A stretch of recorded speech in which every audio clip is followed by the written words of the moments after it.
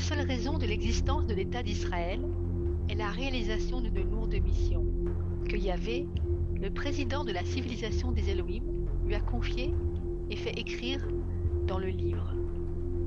Accueillir le Messia, lui apporter respect et aide pour sa mission à travers le monde de révélation de la vérité sur le comment et le pourquoi de l'origine de la vie sur Terre.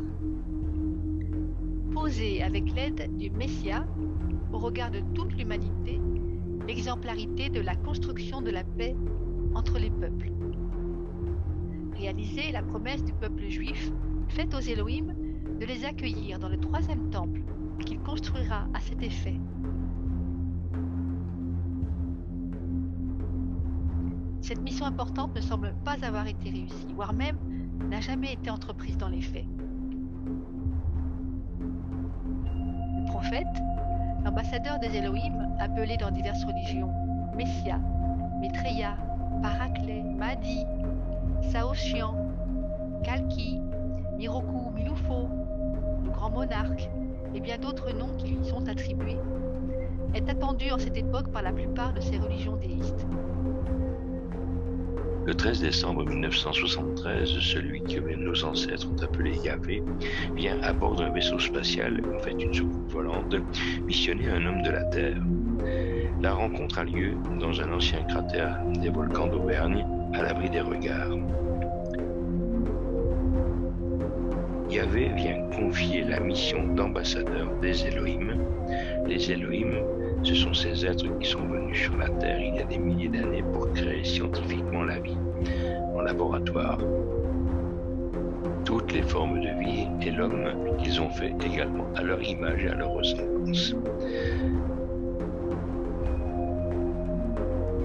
Donc Yahvé vient confier la mission d'ambassadeur des Elohim. Il est cet ambassadeur qui est attendu par toutes les religions. Il est là présent depuis 49 ans sur cette terre et vivant parmi nous. Il doit diffuser le lien qui unit les humains de la Terre à ceux de la planète des Elohim. Ce message sera-t-il accueilli par le peuple élu dit à la nuque raide?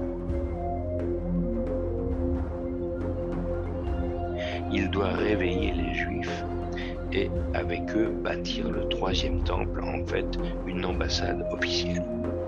Il doit aussi les motiver à générer la paix localement et mondialement. Et surtout participer à la construction d'une société plus humaine, généreuse et surtout apte à entrer au sein des civilisations extraplanétaires de l'infini.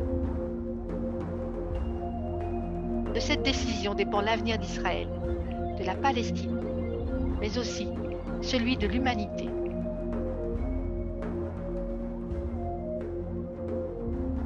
L'émission TV en direct tout là-haut dans le ciel du samedi 15 janvier à 20h abordera ce thème et sera animée avec la présence du grand rabbin raélien Léon Mellul qui s'adressera par là même en particulier au peuple d'Israël, aux Juifs, de manière à ce qu'ils entendent bien le message que Yahvé leur adresse aujourd'hui.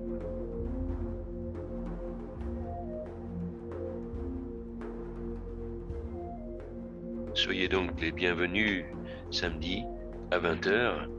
Nous aurons le plaisir donc peut-être de communiquer ensemble puisque l'émission est ouverte au public et la parole est donnée au public également quant à toutes les questions qu'il peut se poser sur ce thème, sur ce sujet qui est haut en couleur.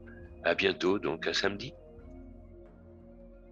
Et faites diffuser ce message autour de vous, de manière à ce que nous soyons le plus nombreux possible. Je vous en remercie, à tout bientôt, donc à samedi.